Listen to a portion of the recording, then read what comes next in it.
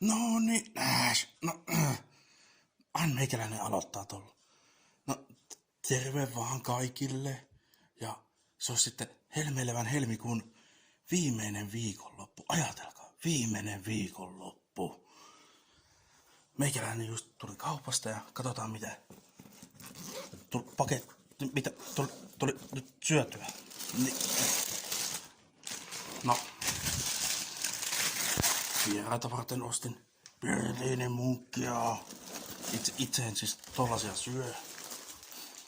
Taas leipää.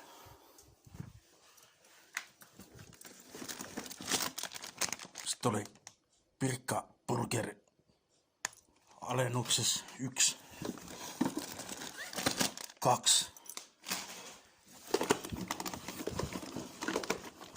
No, missä se on? 3, no niin. Sitten meikäläinen osti taas näitä. Saatana.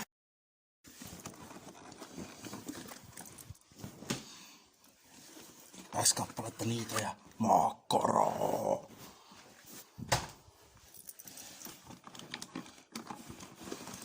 Sitten ajattelin kyytipojaksi hampurilaisten kanssa tollasta.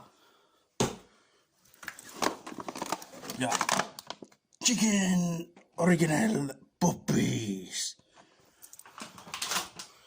Näin ja tällaista meikäläisen päivää ja viettäkää oikein hyvä viikonloppu. Mutta älkää sitten lähtekö ottamaan sitä kaljaa.